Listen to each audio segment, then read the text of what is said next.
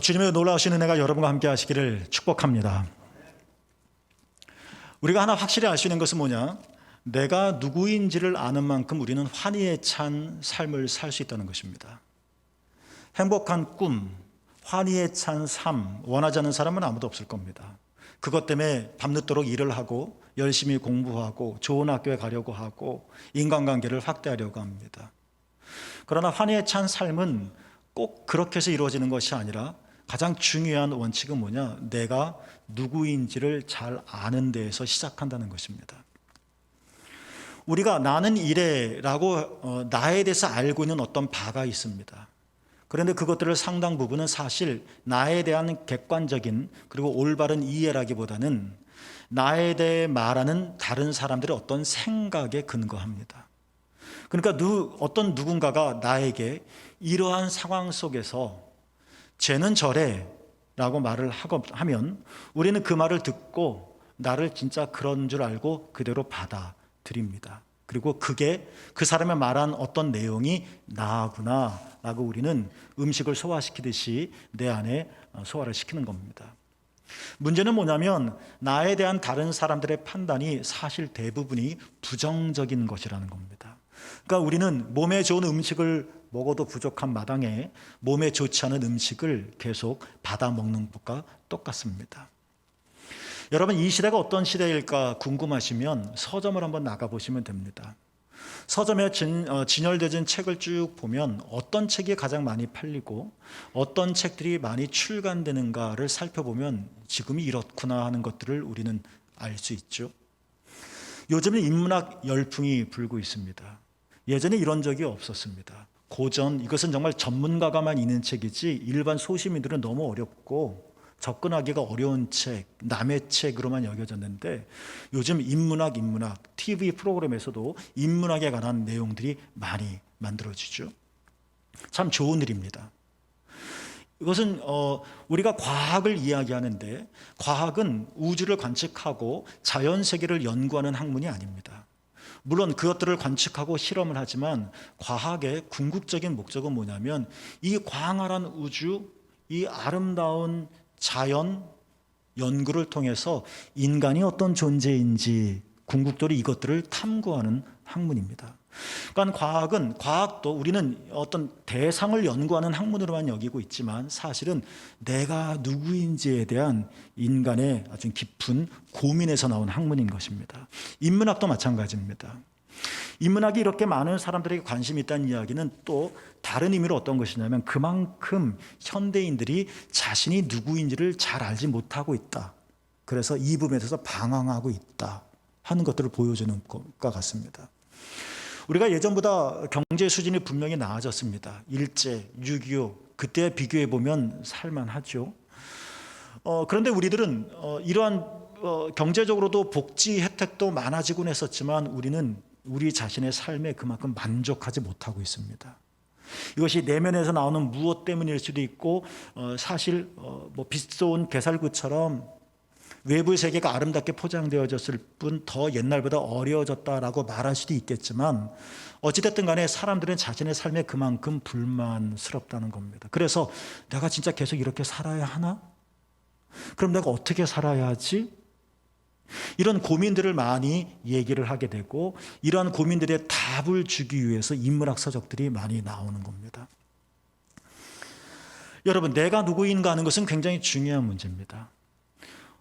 신앙, 종교도 어떤 의미에서는 내가 누구인지를 탐구하는 것입니다. 그렇지만 신앙, 종교라고 하는 것은 과학이나 인문학보다 훨씬 더 신뢰하고 믿을 만한 자기 탐구의 과정입니다. 여러분, 예수님이 그리스도심을 믿으시죠? 예수님이 나의 구원자이시고 예수님이 나의 그리스도시다라고 믿는다는 것이 무슨 의미입니까? 예수 그리스도를 내가 믿을 때 나에게 일어나는 가장 유익된 변화가 있다면 그것은 어떤 것입니까? 딱 한 가지만 선택할 수는 없겠죠. 그러나 오늘 말씀과 관련해서 예수님을 믿는다는 것은 그리고 예수님을 믿었을 때 내게 일어나는 가장 위대하고도 중요한 변화가 있다면 그것은 나에 대한 생각이 바뀌어지는 거라는 겁니다.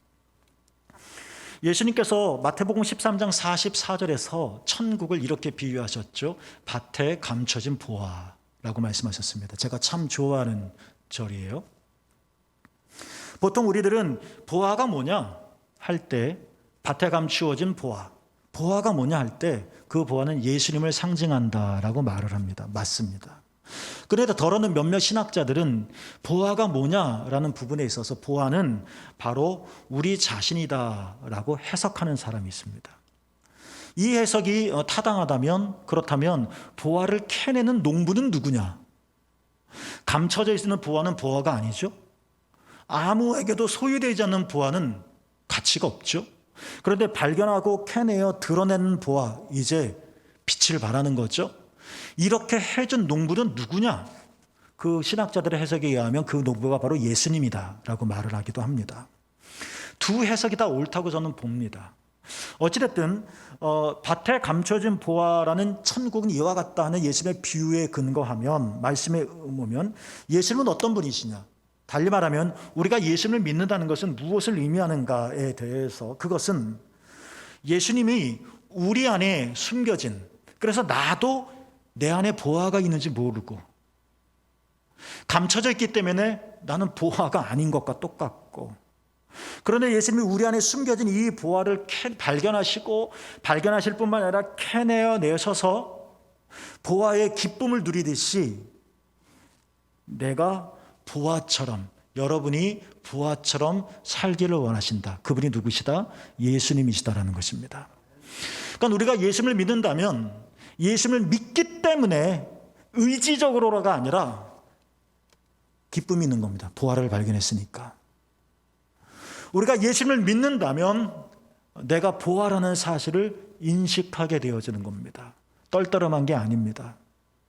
40일 죽어라 하고 기도하고 한숨 팍팍 내쉬는 게 아니라는 겁니다. 주여 찬송하고 나서 고개 숙이는 게 아니라는 겁니다.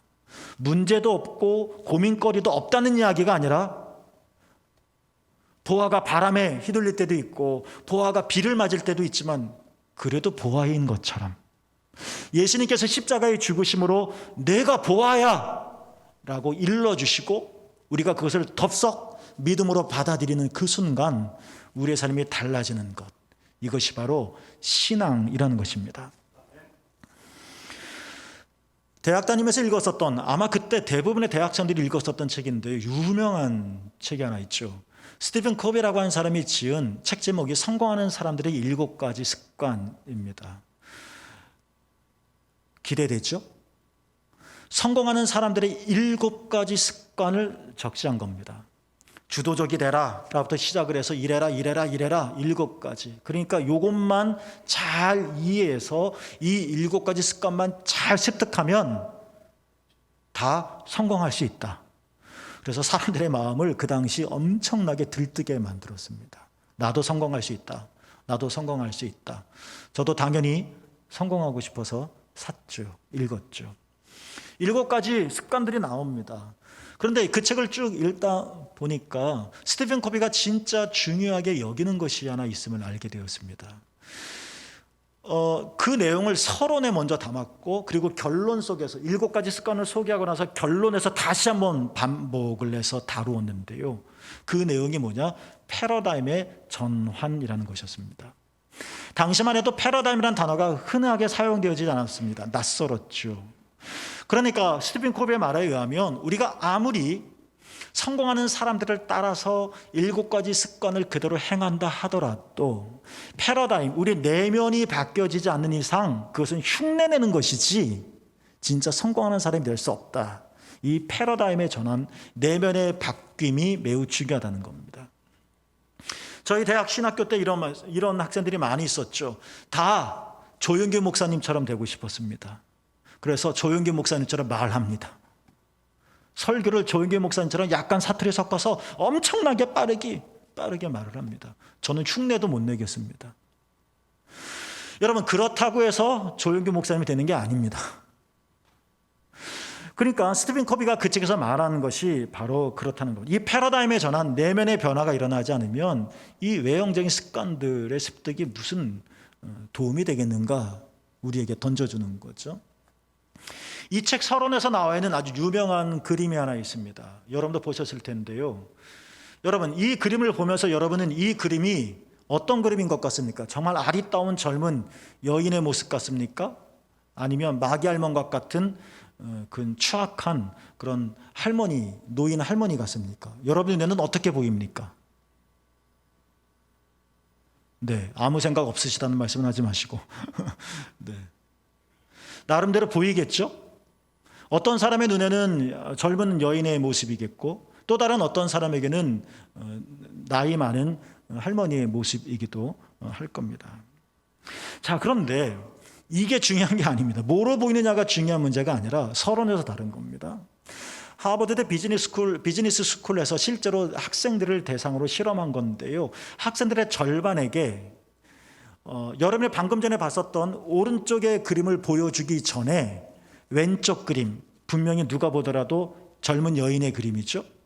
저는 지금 여러분의 도움을 주기 위해서 두 장의 그림을 나란히 놓았었는데 실제 실험할 때는 왼쪽 그림을 먼저 학생들에게 보여주는 겁니다. 아, 젊은 아가씨네요. 이해했겠죠? 그리고 나서 10초 동안 보여주고 나서 오른쪽 그림을 보여주고 묻는 겁니다. 이 그림이, 그러니까 여러분이 처음 봤었던 그림 있죠? 이 그림이 무엇 같습니까? 그럴 때 놀랍게도 왼쪽 그림을 봤었던 학생들 대부분이 오른쪽 그림을 보고서도 젊은 아가씨의 그림입니다라고 대답을 했습니다.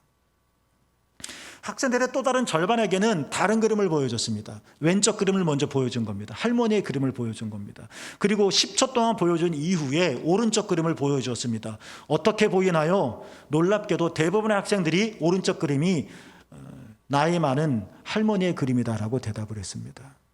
이런 간단한 실험을 통해서 이런 하버드대 비즈니스 스쿨의 이 실험을 통해서 스티븐 코비가 이 책에서 말하는 내면의 변화라고 하는 것이 무엇인지를 우리에게 말을 하고 있는데 이런 겁니다. 이미 우리 안에 형성된 어떤 패러다임이 지금 우리가 이 세상을 보는데 영향을 주고 있다는 것입니다. 그러니까 이 그림이 객관적으로 할머니냐 할아버지냐 이것은 중요한 문제가 아닙니다. 이것보다 더 중요한 문제는 뭐냐면 내가 이 그림을 바라볼 때 어떤 패러다임을 가지고 있느냐라는 겁니다. 젊은 여인의 패러다임을 가지고 있다면 젊은 여인을 보게 될 것이고 나이 많은 할머니의 패러다임을 가지고 있으면 그렇게 보인다는 것입니다. 그러니까 이런 내면의 변화의 경험 없이 성공하는 사람들의 7가지 습관을 따른다고 우리가 진짜 성공하겠느냐 하는 질문을 책에서 던지고 있는 것입니다. 또 하나 그림을 보여드리겠습니다.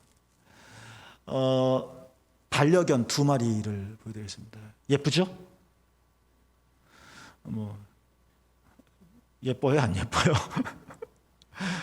오른쪽 개의 이름은 모찌입니다. 왼쪽 하얀 혀를 이렇게 내밀고 있는 반려견의 이름은 페페입니다. 두 개는 한 집에서 삽니다. 주인이 같습니다. 주인이 누구냐면 저희 누나입니다. 저희 누나가 미국에서 이제 한국으로 들어올 때 이 2마리 개를 엄청 돈 들여서 비행기에 태워서 들어왔다고 그러더라고요.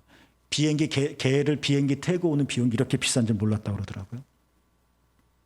근데 저는 이렇게 동물을 그다지 좋아하는 편은 아닌데 저희 누님이 저희 부모님이 여기 계실 때 이제 부모님 뵙기 위해서 오면 가족들이 다 오죠. 이 2마리 개를 오랫동안 혼자 집에 방치할 수 없으니까 같이 옵니다. 누나의 딸이 둘인데 한 명은 지금 미국에서 공부하고 있고 한 명은 이제 한국에서 대학 다니고 있는데 그러니까 거기 3명 오고 식구 3명 오고 누나는 아들이 없으니까 여기 첫째 아들 둘째 아들입니다. 그래서 5명이 오는 겁니다. 5명.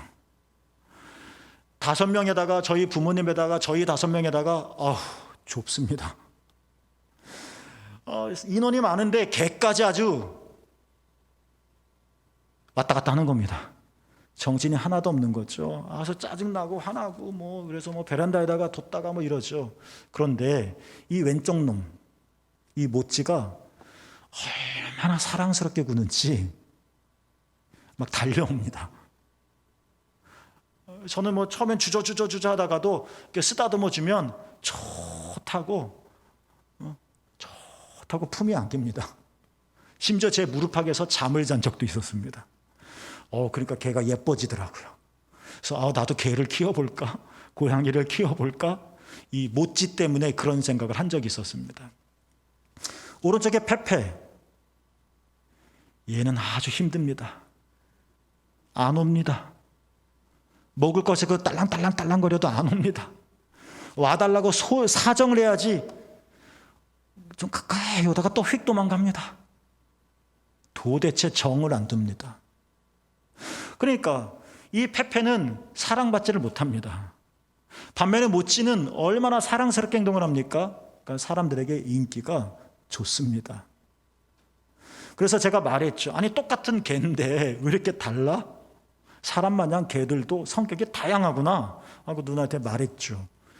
누나 말하시기를 사연이 있더라고요. 페페, 그러니까 오른쪽 개죠. 사람에게 다가오지 않는 오른쪽 개. 아픈 기억이 있습니다. 얘가 입양됐었는데요. 다시 거기서 파양을 또 경험을 했습니다. 그러니까 2번 버림받은 겁니다. 2번째 버림받아서 이렇게 바들바들 떨고 있는 모습을 저희 조카가, 그러니까 누나의 딸이 보고 너무 안쓰러워서 그때 미국에 있을 때 데리고 키웠던 겁니다. 말하자면 이 페페의 경우에는 이렇게 페페의 경우가 늘 경계 상태에 있는, 모찌는 사람 구별하지 않고 상황 판단하지 않고 달려가는 마당에 이 페페는 늘 살펴봐야 되고 경계해야 되고 주의해야 되고 마치 살얼음을 걷는 것처럼 긴장되게 살아야 하는 아주 견생을 살 수밖에 없는 그런 견생, 그런 사연이 있었던 것입니다. 여러분, 동물만 그렇습니까? 성경의 위인도 똑같습니다. 사람도 마찬가지입니다. 오래전에 사사시대 때 하나님께서 기드온을 부르셨습니다. 미디안이라고 하는 엄청난 강대국이 7년 동안 이스라엘 사람들을 억압하고 농작물 빼앗아가고 너무 힘들었습니다. 7년째 되는 해 하나님께서 기드온을 부르셔서 얘야 내가 너를 사사로 세우겠다. 미디안에서 이스라엘 백성을 구해라. 명령을 주셨습니다. 그러면 이 하나님의 엄청난 우렁찬 부르심이라면 자기의 연약함이 있음에도 불구하고 또 민족이 해방되고 구원받는 거니까 아멘 해보겠습니다. 도와주십시오. 사람을 좀 많이 붙여주십시오. 뭐 이런 식으로 기도가 나가야 뭔가 위인전에 나올 것 같은데 기드온이 대답한 말이 뭔지 아십니까? 하나님, 내 집은 므낫세가 지파잖아요. 내 집은 므낫세 중에서도 제일 약합니다. 그리고 나는 아버지 집에서도 가장 작은 자입니다. 라고 말하면서 하나님의 부르심을 단절에 거절합니다. 이해합니다.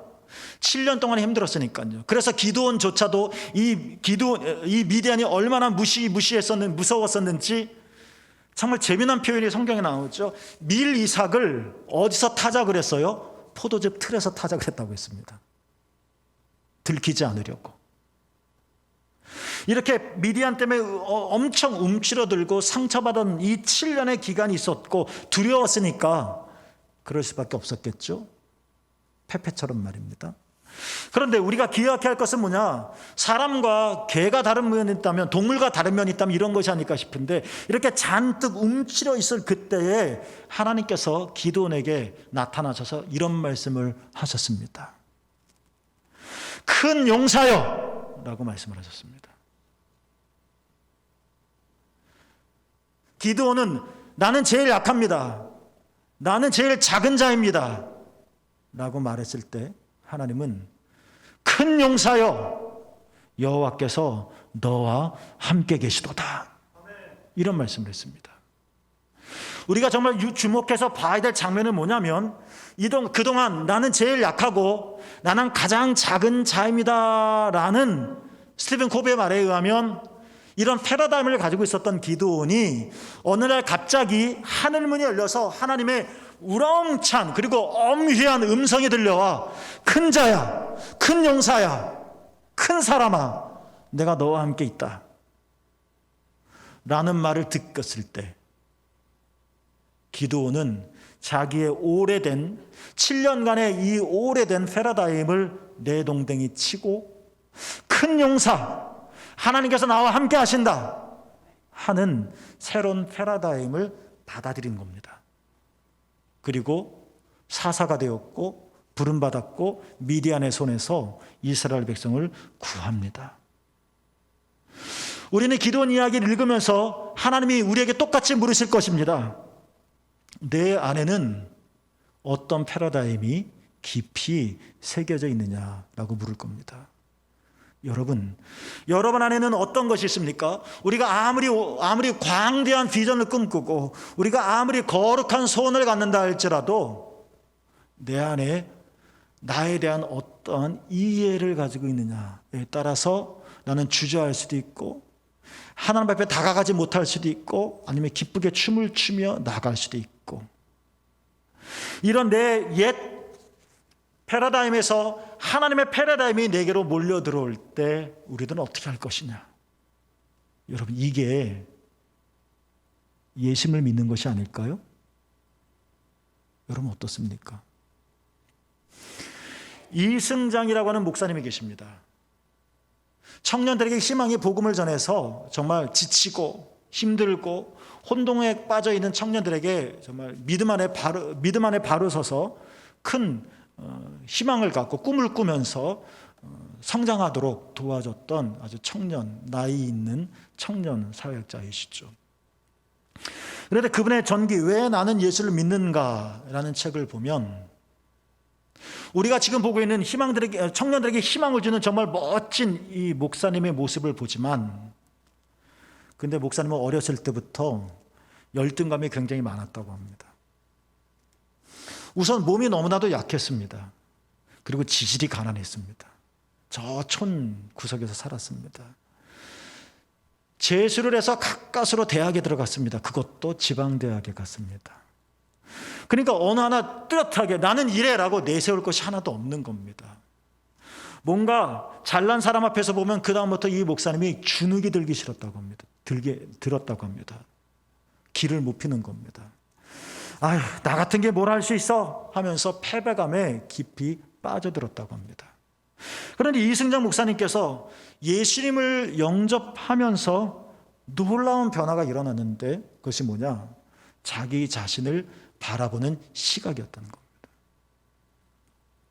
전에는 열등감에 빠지고 패배감에 빠지고 주눅이 들고 자신감이 없고 그랬었는데, 예수님을 믿으니까 우리는 마치 거울을 통해서 나의 모습을 보듯이 우리는 예수님을 보면서 예수님을 신앙하면서 나의 참 모습을 봐야 하는데, 그동안 내 형편과 내 상황과 내 부모를 통해서 나를 보았던 목사님이 그러한 나의 환경 속에 있는 나를 보는 수많은 사람들의 얘기만 들어왔던 이승장 목사님이 이제 예수 그리스도를 온전히 믿고 예수 그리스도를 나의 구주로 고백하고 예수 그리스도를 내 마음에 받아들인 그 순간부터 그 예수님으로 인하여 자기 자신이 새롭게 보이기 시작했다는 겁니다. 그래, 맞아. 나는 학력도 이렇고 우리 집안도 이렇고 내 건강도 이렇지만 성경을 쭉 읽어보니까 하나 확실할 수 있는 것은 뭐냐? 그럼에도 불구하고 하나님께서 나를 사랑하시며 그럼에도 불구하고 나 이승장을 하나님께서 보배롭게 소중하게 여기신다 하는 것들을 듣게 되었고 그리고 믿어지게 되었다는 것입니다. 그래서 그 목사님께서 말씀하시기를 이렇게 말을 했죠.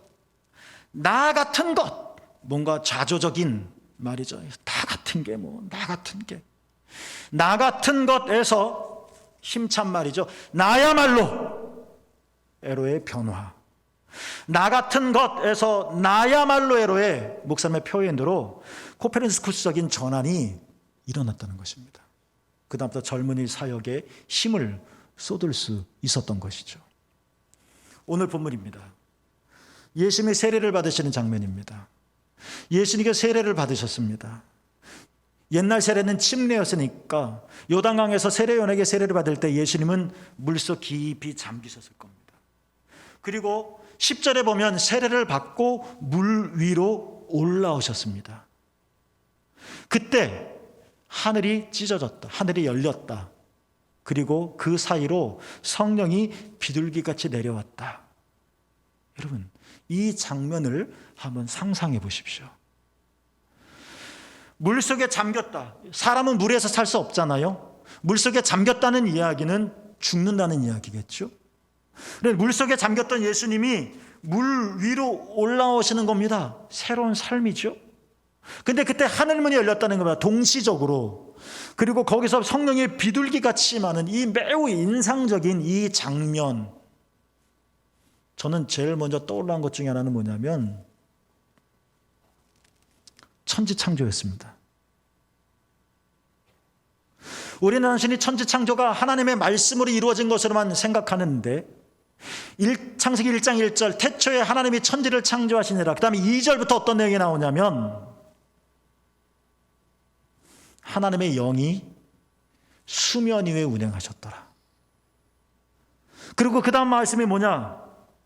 혼돈과 공허와 흑암이 물러가고 하나님의 놀라운 창조가 열려지게 되어집니다. 정리해 볼까요? 예수님이 물속에서 올라오셨더니 성령이 비둘기같이 임하였더라. 천지창조, 하나님의 성령이 물 위에 운행하셨더니 혼돈과 공허와 흑암이 물러가고 천지가 창조되었더라. 그리고 나서 그때 하늘에서 열려진 사이로 이런 음성이 들려왔죠. 너는 내가 사랑하는 아들이다. 너는 내가 기뻐한다. 표준 세번역의 말씀이 더 매우 다가롭게 정감 있게 들리는데요. 너는 내 사랑하는 아들이다. 표준 세번역에는 내가 너를 좋아한다. 이 말씀이 들려왔습니다. 예수님께서는 이 말씀을 들으시고 그러니까는 죽음, 물 밑 죽음에서 물 위로 올라오는데 이것이 그냥 단순히 살았다 허우적거리면서 살았다는 의미가 아니라 물 위로 올라왔다는 것, 새로운 생명으로 올라왔다는 것은 성령이 비둘기같이 임하였다는 것이고 마치 하나님의 영이 수면 위에 운행하였더니 혼돈과 공허와 흑암이 물러가고 새로운 창조의 역사가 일어나는 것처럼 예수님께서 이 성령의 비둘기 물 위로 올라옴을 통해서 이 세례를 통하여서 하늘의 음성을 듣게 되어지고 내가 너를 사랑한다. 내가 너를 좋아한다. 이 하늘의 음성을 듣는 그 순간에 천지가 창조되어진 것처럼 예수님은 공생애의 놀라운 새로운 삶을 시작하셨다는 겁니다.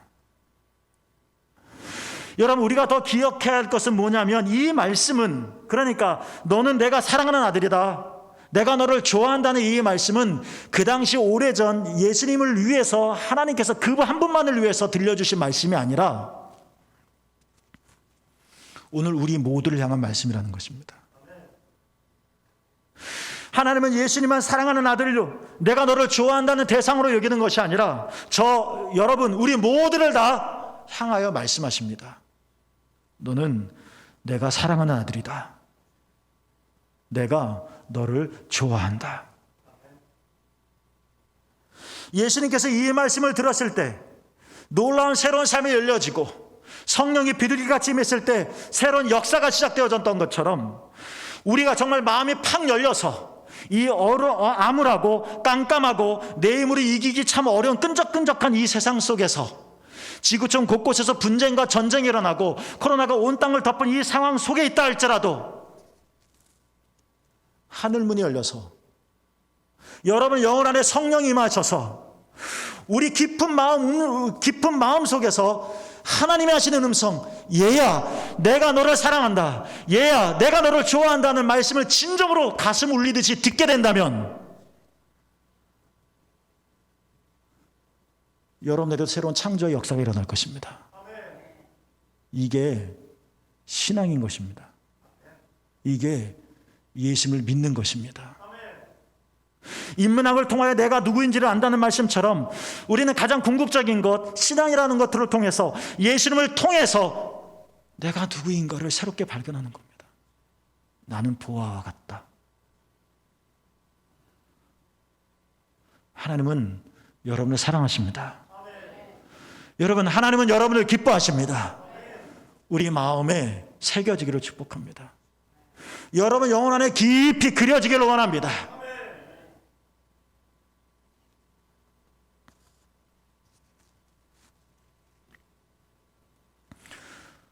나짐 히크메트라고 하는 이름을 가진 터키 시인이 있습니다. 이 사람은 터키가 좀 어려운 시절에 혁명운동에 이 시인이 나짐이 혁명운동에 가담을 했었는데 그것 때문에 체포되어서 대부분의 삶을 감옥에서 또는 망명하면서 보내야만 했습니다. 참 힘든 삶이었겠죠. 이 나짐 히크메트가 감옥에서 정말 희망이 없는 회색의 잿빛의 이 감옥에 갇혔을 때 시 하나를 지었습니다. 오래전 제가 좀 괜히 그냥 마음이 무겁고 힘들 때 이거 정말 어떻게 해야 되지? 그럴 때 이 시가 좀 내게 그렇구나라는 어떤 빛을 하나 던져준 것 같은 경험을 한 적이 있었는데 그때 지었던 나짐 히크메트의 시 제목이 뭐냐면 진정한 여행입니다. 아마 여러분들 들어서 아실 겁니다. 시는 이것보다 더 긴데 처음 세 소절만 제가 소개해 드렸습니다. 가장 훌륭한 시는 아직 쓰여지지 않았다. 가장 아름다운 노래는 아직 불려지지 않았다. 최고의 날들은 아직 살지 않은 날들. 그리고 쭉 나옵니다. 아직이라는 말에 방점이 찍혔습니다. 나는 더 이상 발전할 수 없을 것 같고, 나는 더 이상 나아질 수 없을 것 같고, 나는 더 이상 아름다워질 수 없을 것 같고, 내 생에는 더 이상 빛날 수 없을 것 같을 때 시인은 말합니다. 감옥에 갇혀서 아무것도 할 수 없던 시인이 훌륭한 시는 아직 쓰여지지 않았다. 가장 아름다운 노래는 아직 불려지지 않았다. 최고의 날은 아직 오지 않았다. 그렇습니다, 여러분.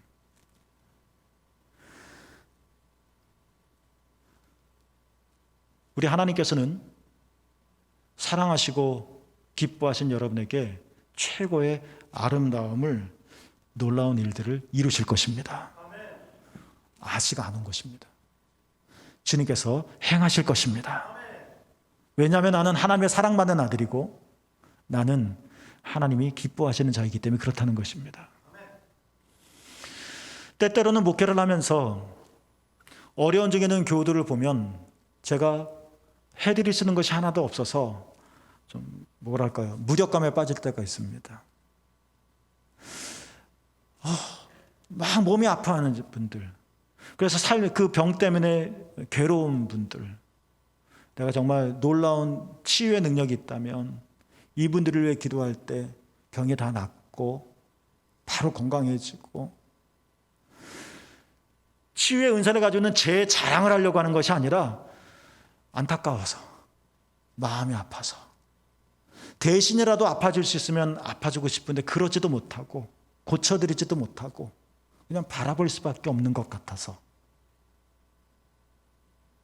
경제적으로 막 힘들어하시는 분들을 보면 내가 돈이 많았으면 좀 도와드리면서 이 위기를 넘어갈 수 있기를, 그런데 그럴 수 없어서, 정말 해줄 수 있는 것이 하나도 없어서, 여러분의 신음거리를 제가 어떻게 대신해 줄 수 있는 것이 하나도 없어서, 이 설교들이 교우들에게 무슨 힘이 될까? 목회한다는 것이 무슨 의미가 있는 일일까? 한때 이런 생각을 한 적이 있었는데,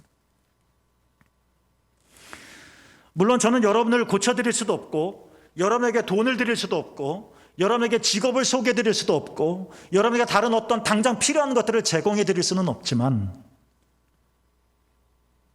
제가 여러분에게 해드릴 수 있는 하나가 있습니다. 그것은 무엇일까요? 하나님께서 여러분을 사랑하십니다. 하나님께서 여러분을 기뻐하십니다. 라는 하늘의 메시지를 전해드릴 수 있다는 것입니다. 제가 하나님이 아니라서 여러분을 고쳐드릴 수 없고, 제가 전능자가 아니라서 여러분의 그 고민거리를 긁어내려드릴 수는 없지만, 하나님은 하실 수 있고, 하나님은 여러분을 사랑하시고, 하나님은 여러분을 좋아하시기 때문에 행하실 것이라는, 최고의 일들을 이루실 것이라고 하는 하나님께서 하시는 말씀을 여러분의 귀에 알려드릴 수는 있다는 것입니다. 그렇다면 여러분들 이 말씀을 들으실 수 있기를 축복합니다. 지구촌 이곳에서 전쟁이 일어나고 우리도 지금 북한의 이 대치 속에 있고 대선을 코앞에다 두고 코로나가 온 땅을 덮어서 어디 발을 디딜 데가 없고 모든 경제 지표는 긍정적인 게 하나도 없고 거기에 제가 어떤 도움을 드릴 수 있는 것은 더더군다나 없고 그렇지만 여러분 하나님께서 여러분을 사랑하신다는 것 내가 누구냐? 내가 참으로 예수님을 믿는다면 예수님을 믿는 나는 누구냐? 이것도 바뀌어야 되지 않을까요? 여러분은 하나님의 사랑하시는 분이시며 여러분은 하나님이 좋아하시는 분들이십니다. 이 사실을 믿고 이 사실을 내 안에 새기고 이러한 하늘의 패러다임을 가짐으로 여러분 삶 속에 최고의 날이 오고 여러분 삶 속에 창조의 기적이 일어나기를 주님의 이름으로 축복합니다. 기도하겠습니다. 하나님 아버지, 우리에게 예수 그리스도를 온전히 바라볼 수 있는 눈을 갖게 해주시어서 나를 사랑하셔서 십자가에서 죽으심으로 내 대신 모든 죄를 사하여 주시고 나를 하나님의 자녀로 삼아주시고 하늘의 유업을 있게 해주시며 성령으로 너는 자나 동행해 주시는 그 하나님 그리고 그 하나님의 사랑받는 자 하나님 나를 그렇게 알고 고백함으로 말미암아 최고의 나를 선물로 받게 하여 주시고 아름다운 일이 우리 안에 이루어지게 하옵소서. 예수님의 이름으로 간절히 기도하옵나이다. 아멘.